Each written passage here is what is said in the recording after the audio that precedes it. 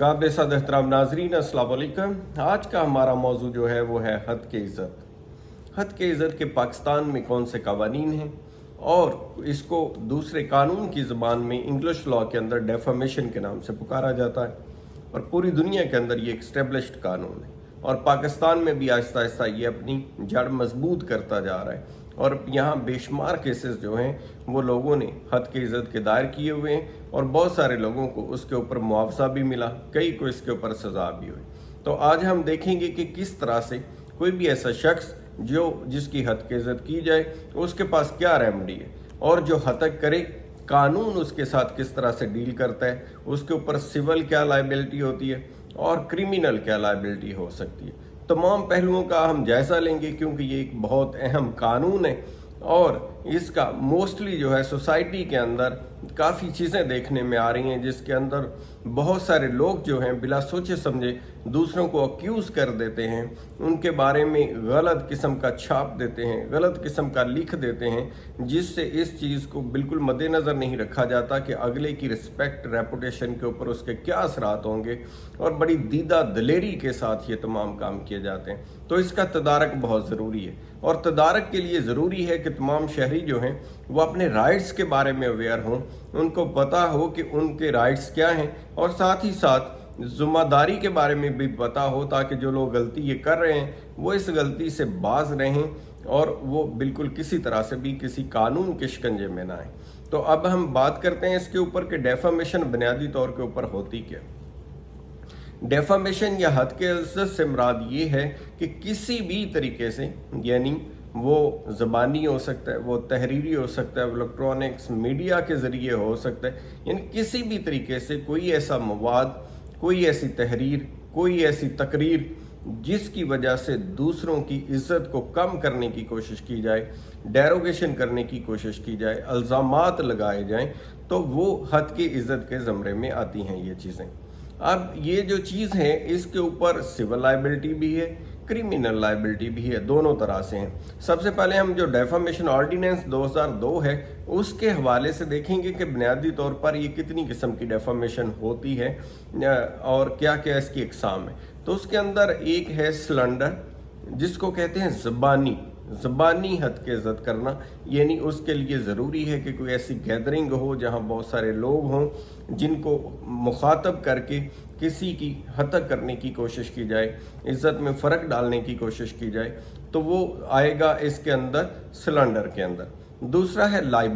Liable जो है वो ये चीज़ है कि जिसके अंदर तहरीरी तौर के ऊपर किसी के बारे में कोई आर्टिकल लिखा जाए, कोई तहरीर लिखी जाए, कोई छापी जाए, कोई किताब लिखी जाए, उसके अंदर ऐसे डेरोगेटरी रिमार्क्स हों या मीडिया के अंदर या इलेक्ट्रॉनिक्स मीडिया के अंदर कोई ऐसी चीज़ डाली जाए या कोई ऐसा बयान जारी किया जाए जिससे किसी दूसरे की हतक हो, तो उसके ऊपर जो लायबिलिटी है उस शख्स के ऊपर आएगी जो ये करेगा। अब देखना ये कि लायबिलिटीज़ जो हैं वो क्योंकि दो किस्म की हैं, एक सिविल भी है, क्रिमिनल भी है। अगर हम पहले बात करते हैं सिविल लायबिलिटी की, तो सिविल लायबिलिटी के अंदर फिर ये होता है कि उस शख्स के जिसकी जो समझे कि उसकी हतक हुई है, जिसके खिलाफ ऐसा कोई मवाद या कोई चीज़ पेश की जाए, तो उसके पास हक हासिल है कि वो दावा कर सकता है, सिविल सूट कर सकता है, जिसके अंदर वो तमाम चीज़ें लिखेगा और उसके अंदर वो तमाम तहरीर, वो बयानात उसी तरह से प्लेस करेगा जिस तरह से, और वो डेरोगेटरी रिमार्क्स ख़ास तौर के ऊपर जिनके ऊपर वो समझता है कि उसकी हतक हुई है, वो तमाम एलिगेशंस को पेश करेगा। अब उसके लिए एक चीज़ ज़रूरी है कि जो एलिगेशंस लगाए गए हैं ये साबित करना होगा केस करने वाले शख्स को कि वो झूठे लगाए गए हैं, वो एलिगेशन गलत हैं, किसी तरह से भी दुरुस्त नहीं है। अगर वो ये साबित नहीं करता तो फिर किसी तरह से भी हतक तसव्वुर नहीं की जाएगी। ये पहला टेस्ट केस होगा उसके लिए, जो शख्स भी केस करेगा कि वो ये साबित करे कि उसके ऊपर लगाए जाने वाले इल्ज़ामात जो थे वो बिल्कुल गलत थे, उनकी कोई बेसलेस थे, यानी उनकी कोई बुनियाद ही नहीं थी, वजूद ही नहीं था सिरे से जो इल्ज़ामात लगाए गए हैं और अनफाउंडेड हैं, बिल्कुल भी उनको कहीं से भी तलाश नहीं किया जा सकता। तो देन ये एक पहला टेस्ट होगा केस करने वाले शख्स के ऊपर कि वो इस चीज़ को साबित करे। दूसरा इसके अंदर होता है कि वर्डिंग जो है और जो एलिगेशंस हैं वो डेफामेटरी किस्म के होने चाहिए, यानी उनके अंदर हतक का पहलू होना चाहिए। अगर उसके अंदर अल्फाज के अंदर से हतक का पहलू उजागर नहीं होता और वाज़े तौर पर ये मैसेज नहीं जाता कि उससे किसी दूसरे शख्स की इज़्ज़त जो है कम हुई है, तो फिर भी दावा कामयाब नहीं होगा। दूसरा टेस्ट जो होता है केस करने वाले का ऊपर, वो ये होता है कि वो इस चीज़ को भी साबित करें। तीसरा उसके ऊपर ये टेस्ट होता है कि एलिगेशंस जो हैं वो ज़रूरी है जो लगाए गए हों वो पब्लिश हुए हों, वाइडली सर्कुलेटेड जो चीज़ें हैं, जैसे न्यूज़पेपर्स हैं, बहुत बड़ी गैदरिंग्स हैं, यानी ऐसी चीज़ें हों। अगर कोई कमरे के अंदर बैठ के किसी ने बात की है तो डेफिनेट उससे उसको साबित भी नहीं किया जा सकता, और उस तरह से उसके बारे में ये परजम्पशन भी नहीं होती कि उस बंदे ने किसी की हत्या कर दी है। तो ये पब्लिक गैदरिंग होना या न्यूज़पेपर जैसे वाइड स्प्रेड होते हैं, कुछ न्यूज़पेपर्स हैं जो पूरी दुनिया के अंदर भी पब्लिश होते हैं, कुछ हैं जो नेशन वाइड होते हैं, पाकिस्तान के अंदर होते हैं, तो उनकी सर्कुलेशन जो है वो बड़े पैमाने पे होनी चाहिए। अगर कोई तकरीर वाली बात है तो वो भी बड़ी गैदरिंग के अंदर, को ख़िताब हो, कोई ऐसी चीज़ हो जहाँ ज़बानी तौर पर भी हत्या की गई है, तो वो भी ज़रूरी है कि बड़ी गैदरिंग के अंदर किया जाए। अब अगला इसके अंदर होता है कि जो ये एलिगेशंस लगाए गए हैं वो उस केस करने वाले शख्स के बारे में होना चाहिए। वो ये नहीं आके दावा कर सकता कि वो मेरे फ़लाँ रिश्तेदार, अजीज़ या किसी और शख्स के बारे में जो कहा गया है वो उससे मेरी हतक हो गई है, ये नहीं होगा। बल्कि वो खुद शख्स आएगा जिसके बारे में कहा गया और आकर के साबित करेगा ये तमाम चीज़ें कि इन तमाम पहलुओं से उसकी कोई हतक हुई है। आगे हम देखते हैं कि जो दूसरी तरफ जिसके खिलाफ केस पेश हुआ है वो अपना दफा कैसे कर सकता है, उसके पास क्या डिफेंस होगा, वो कौन सी प्ली ले सकता है कि भाई मैं तो बिल्कुल भी मेरा इरादा हतक का नहीं था, या क्या चीज़ थी वो बताएगा। उसके अंदर ये है कि वो सबसे पहले ये साबित करना होगा, अगर कोई तहरीर है, कोई ऐसी चीज़ है, तो वो बताएगा कि वो मैंने नहीं लिखी, मैं उसका ऑथर नहीं हूँ, मैं उसका एडिटर भी नहीं हूँ, मैं उसका पब्लिशर भी नहीं हूँ, मैं उसका प्रिंटर भी नहीं हूँ। मतलब ये है कि वो ये बताए कि इस चीज़ के साथ मेरा किसी किस्म का तल्लक वास्ता नहीं है और कोई कंसर्न नहीं है, आपको गलत फहमी हुई है, आप गलत तौर पर मुझे इसके अंदर इम्प्लिकेट कर रहे हैं, मेरा इस मामले के साथ किसी तरह से भी कोई तल्लक वास्ता या कोई अमल दखल या कोई रोल इसके अंदर नहीं है। वो इससे अपने आप को बरिजुमा करा सकता है। दूसरा, अगर कोई वास्ता है तो फिर उसको ये बताना है कि ये फेयर कमेंट था, मैंने सच्चाई के ऊपर बात की थी, मैंने बेहतरी के लिए बात की थी, पब्लिक अवेयरनेस के लिए बात की थी, अच्छाई के लिए बात की थी, मेरी कोई बदनीयती नहीं थी, इसके अंदर पब्लिक इंटरेस्ट था और गुड फेथ था मेरा, यानी बैड फेथ नहीं था जिसके ऊपर मैंने जो है ये बात की है। तो ये भी एक बेहतरीन डिफेंस होगा किसी भी शख्स के पास कि वो जो अपना दफा कर सकता है इस चीज़ के ऊपर। थर्डली, एक चीज़ है कि अगर बेस्ड ऑन द ट्रूथ है, अगर वो साबित कर देता है जिसके ऊपर इल्ज़ाम है कि जो उसने कहा वो सच कहा,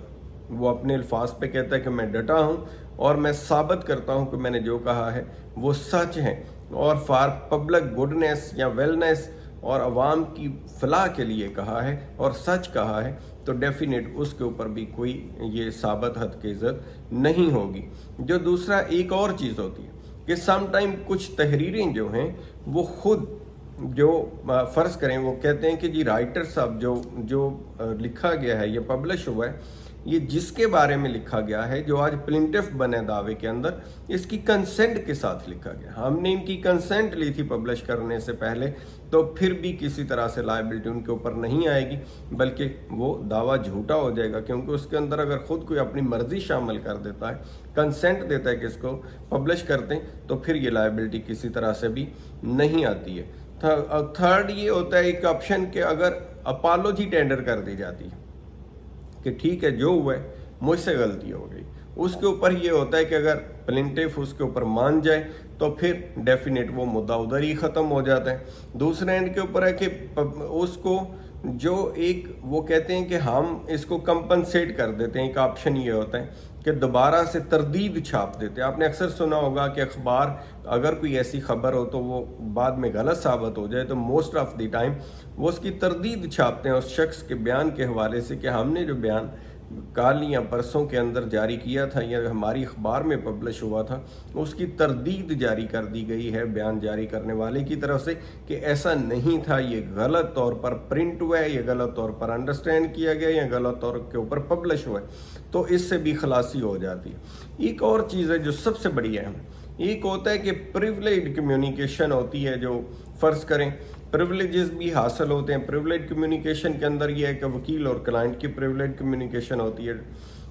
تو اس طرح سے یہ چیز اس میں شامل نہیں ہوگی۔ دوسرے اینڈ کے اوپر اگر آپ دیکھتے ہیں کہ کوئی ایسے پریولیجز ہیں جیسے پارلیمنٹ کے اندر تقریر ہے یا باقی جگہ کے اوپر جہاں الاؤ کیا گیا قانون کے اندر کہ وہ کسی پالیسی کو ڈسکس کرنے، کسی شخص کے بارے میں ڈسکس کرنے، تو وہ اوپن کر سکتے ہیں۔ ماسوائے دو چیزوں کے، کہ وہ کورٹس کو سکینڈلائز نہیں کر سکتے، ایک آرمڈ فورسز کو نہیں کر سکتے، وہ ایک سبجیکٹ ٹو لا کے اندر کنڈیشن لکھی ہوئی ہے، یعنی اگر لا میں کوئی چیز اجازت ہے، پریولیج حاصل ہے M P M N As کو یا باقی پارلیمنٹیرین کو، تو پھر ان کے اوپر حد کی عزت لاگو نہیں ہوگی۔ جب وہ اسمبلی کے اندر تقریر کریں گے تو ان کو یہ پریولیج حاصل ہوگا، وہ اس کے اندر نہیں آئیں گے۔ آگے آ جاتی ہے کریمنل لائبلٹی۔ اب کریمنل لائبلٹی کے اندر جو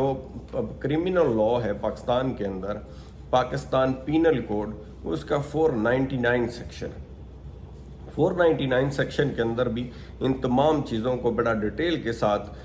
کلیئر کیا گیا ہے کہ جو بھی شخص کسی کی جو الفاظ میں نے پہلے بولے تھے ہتک کرتا ہے، اس کے بارے میں ڈیروگیٹری ریمارکس دیتا ہے، تحریر کرتا ہے، زبانی بولتا ہے، کچھ بھی کرتا ہے جس سے اس کی انٹینشن، نیت یا نیت نہ بھی ہو، اگر اس کے الفاظ سے یہ ثابت ہو رہا ہو کہ کسی دوسرے شخص کی ہتک ہوئی ہے، تو وہ ایک جرم ہے پاکستان کے قانون کے اندر۔ جو لوگ سول سائٹ پہ دعویٰ کرتے ہیں ان کے پاس میں بتاؤں گا بھی عدالت ان کو کیا کیا ریوارڈ دے سکتی ہے، کمپنسیشن کس طرح سے دے سکتی ہے، باقی چیزیں۔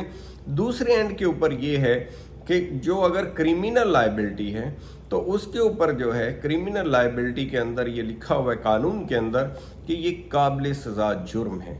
اگر کوئی شخص یہ کرتا ہے اور تمام جو ڈیفینس میں نے بتائے ہیں، اگر اس کے پاس یہ ڈیفینس نہیں ہے پیش کرنے کے لیے کہ اس کے کمنٹس فیئر تھے، سچائی پہ تھے، لوگوں کی ویلفیئر کے بارے میں تھے، اور جرم ثابت ہو جاتا ہے، تو پھر سیکشن 500 جو ہے پی پی سی کا، پاکستان پینل کوڈ کا، اس کے تحت اس شخص کو سزا ہوگی، جو کہ 2 سال تک کوئی بھی دورانیہ ہو سکتا ہے، یعنی 2 سال میکسیمم، اس سے کم کوئی بھی سزا اس کے اندر ہو سکتی۔ اب ہم دیکھتے ہیں کہ فوجداری کے اندر تو 2 سال سزا والی بات آ گئی کہ اس کے اندر 2 سال تک سزا ہو سکتی ہے، لیکن دوسرے اینڈ کے اوپر اگر ہم دیکھتے ہیں کہ عدالت جو ہے سول سائڈ کے اوپر کیا ریمڈی دے سکتی ہے یا کیا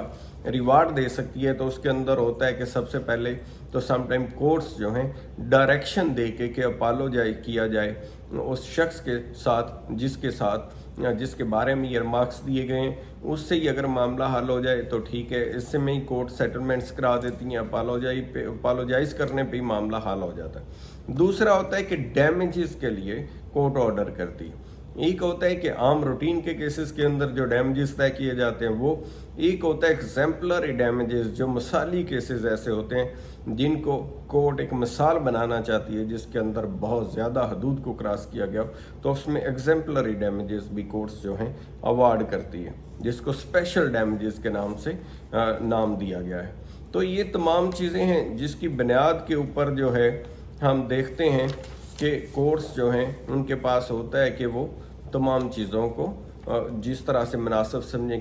کیس ٹو کیس اس کے مطابق فیصلہ کرتی ہیں۔ تو فوجداری جو طریقہ میں نے بتایا اس کے اندر طریقہ یہ وہی ہوگا جو روٹین کے اندر ہوتا ہے۔ کمپلیننٹ ایک درخواست دے گا اگر وہ فوجداری کارروائی کرنا چاہتا ہے، درخواست کے اوپر اسی طرح سے ایف آئی آر کٹے گی، ایف آئی آر کٹنے کے بعد 173 کا چلان سبمٹ ہوگا، جس طرح چلان سبمٹ ہوتا ہے، اور ٹرائل ہوگا باقاعدہ، اور اس میں ثابت کرنا پڑے گا کمپلینٹ کرنے والے کو کہ اس کی کس طرح سے حد تک کی عزت ہوئی ہے اور وہ کس لیول کے اوپر جرم کو ثابت کرتا ہے۔ تو امید آج کی ہماری معلوماتی ویڈیو سے آپ کو انشاءاللہ فائدہ ہوا ہوگا۔ میرا جو یوٹیوب چینل ہے need of the time with Gohar Sindh کو سبسکرائب کریں گے، اور اسی طرح کی مزید معلوماتی ویڈیو انشاءاللہ آپ تک ہماری پہنچتی رہیں گی۔ اپنا خیال رکھیے گا، خدا حافظ۔